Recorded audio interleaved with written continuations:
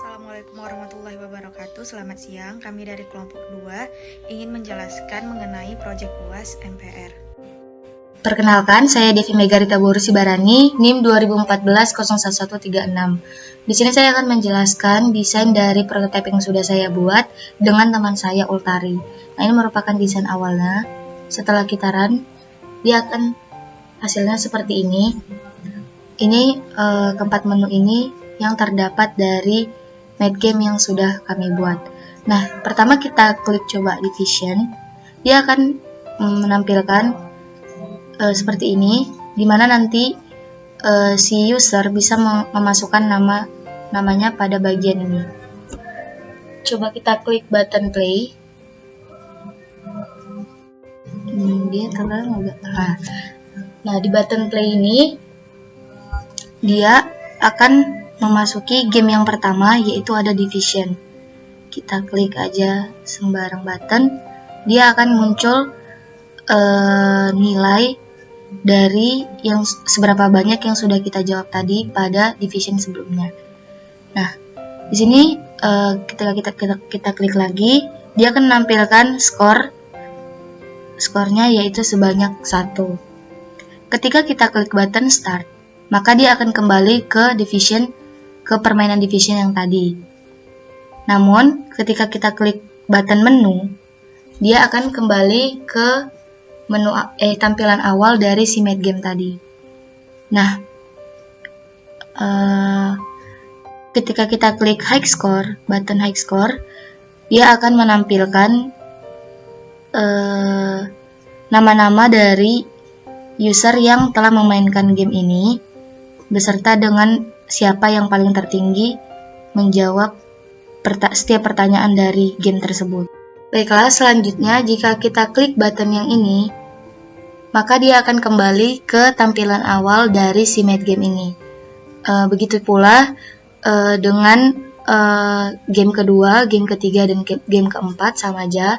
Dia pertama nanti masuk ke username, lalu kita klik play, dia masuk ke soal-soal dari game tersebut. Setelah itu lanjut sampai terakhir, nanti dia kembali ke menu lagi. Oke, segitu aja penjelasan dari saya. Jika ada salah kata saya mohon maaf. Saya akhiri, selamat pagi. Hai, perkenalkan saya Azhara Mumtaza dengan NIM 2014-01075. Oke, selanjutnya saya akan menjelaskan mengenai desain dari game yang telah kami buat. Nah, jadi untuk desain yang pertama yang tampil dalam aplikasi itu tentunya. Nah, jadi di fragment add user ini kita bakal dikasih user tuh bakal dikasih tampilan itu ada username, button simpan sama button play. Nah, yang username ini jadi user nanti bisa inputkan nama suka hati gitu kan, misalnya Zahra gitu. Nanti bakal diinput, kemudian kalau disimpan dia bakal tersimpan, kemudian kalau ngeplay dia bakal lanjut ke game yang tadi kan misalnya kita pilih game kedua, berarti dia bakal lanjut ke game kedua. Nah, untuk desainnya sendiri, username ini adalah edit text. Jadi di sini kita buat berupa inputan. Nih dia text input layout. Karena kan kita mau input kan, jadi text input layout. Kemudian untuk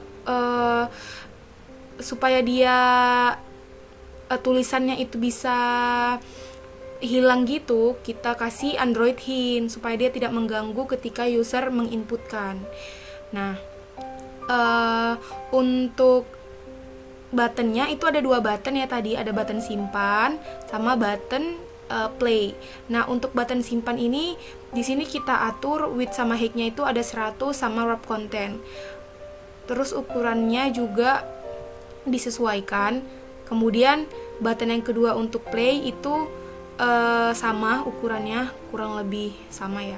Oke, selanjutnya ketika kita klik play maka dia bakal ke fragment game. Nah, tadi kan kita misalnya belum dijelasin ternyata. Nah, untuk yang tampilan ini kita menggunakan linear layout, kemudian kita menggunakan yang namanya image view. Jadi image view ini kita bisa ambil gambar dari si drawable ya. Itu tinggal kita cari aja. Misalnya di sini kan menggunakan user.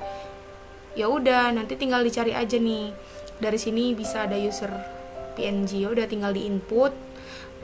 dia memang di sini kan cuma satu kan, tapi kenapa di sini bisa banyak gitu kan? Kenapa di sini bisa banyak? Karena kita pakai recycle view gitu. Jadi nanti tampilannya bakalan sama dan isinya itu bisa berbeda sesuai sama yang apa yang diinputkan user. Misalnya user sekali main itu input Zahra gitu kan. Ya udah nanti dia bakal nampil Zahra skor misalnya 4. Terus ada user Devi skornya 3, Vina skornya 2 gitu-gitu. Habis itu ketika kita klik ini, si icon home ini yang ada bulatan hijau, maka dia bakal tampil ke menu, balik lagi ke menu. Jadi kurang lebih seperti itu arsitektur dari jalannya aplikasi yang kami buat. Mungkin sekian aja dari penjelasan saya, lebih dan kurangnya saya mohon maaf. Terima kasih. Halo Pak, perkenalkan nama saya Wilbert, NIM 201401078 dari kelompok 2 MPR. Kali ini saya akan menjelaskan tentang program leaderboard yang kami buat menggunakan database SQLite. Dalam pembuatan database, kami menggunakan 3 buah kelas. Yang pertama ada score adapter, berfungsi untuk memasukkan query ke dalam recycle view.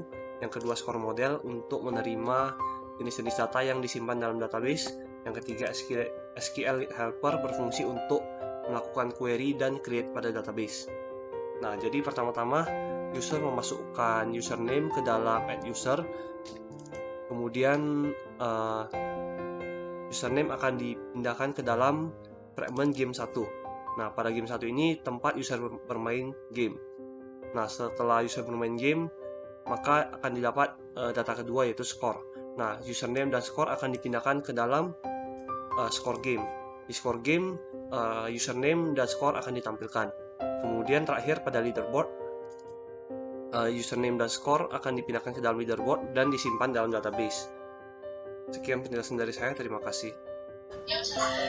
Saya Vina Adlina Ramayani, NIM 2410071 dari KOM B. Saya akan menjelaskan game tambahan yang kami tambahkan dari soal UTS yang lalu. Di sini kami menambahkan game 3. Di sini ada desainnya, berikut desain daripada game yang kami tambahkan. Lalu ini adalah codingannya. Lalu di sini kita menggunakan karotin. Nah, karotin itu digunakan untuk menyederhanakan kode yang dieksekusi secara asinkronus. Jadi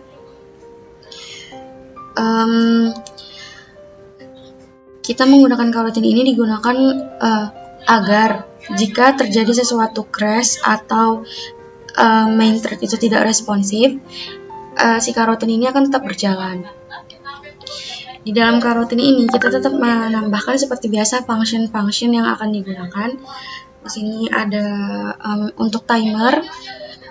Lalu di sini function on finish, di mana jika waktunya sudah habis maka button sudah tidak bisa ditekan, lalu akan memanggil si fragment score game. Lalu di sini ada function generate question, ada kondisi while true, elapse sama dengan measure time minutes, delay 100L. Jadi ini digunakan untuk merubah angka-angka yang ada di button-button tersebut sesuai dengan delay yang sudah dideklarasikan. Ada kondisi jika si button timer index itu lebih kecil sama dengan 0, maka random generator itu akan merandom dari angka 1 sampai 10, dan si random value itu akan dirandom dari angka 0 dan sampai 2. Lalu jika si button timer itu sama dengan 2000L, maka si random value itu jika bernilai sama dengan 0, maka color pada button tersebut adalah berwarna green. Selain itu, color akan berwarna yellow. Di sini ada function check button. Di sini kita deklarasikan variabel yang akan digunakan. Lalu di sini ada kondisi jika button value tersebut yang sudah kita deklarasikan di atas tidak habis dibagi 2, maka colornya itu green, atau button value itu tidak habis dibagi 2, default colornya itu sama dengan green, maka jawabannya benar dan skor bertambah 1. Set background colornya itu dari bacaan koreknya itu akan berwarna hijau, tetapi jika salah maka result view teksnya incorrect dan background color itu akan berwarna merah dan skor tidak akan bertambah. Oh iya, sebelum kita menambahkan karotin, kita harus menginputkan dependencies pada bagian build Gradle, yaitu dependensi daripada si karotinnya tersebut. Lalu setelah kita tambahkan, tidak lupa untuk sinkron si Gradle ya. Sekian penjelasan yang dapat saya sampaikan. Kurang lebihnya saya mohon maaf. Selanjutnya akan dijelaskan oleh teman saya. Terima kasih.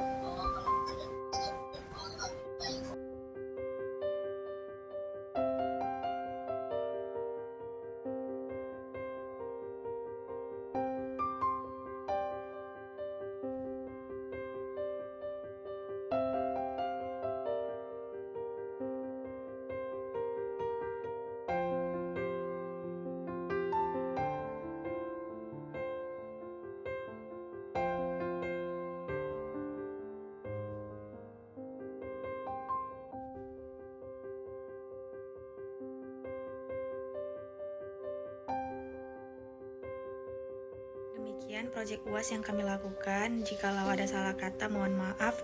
Assalamualaikum warahmatullahi wabarakatuh. Terima kasih.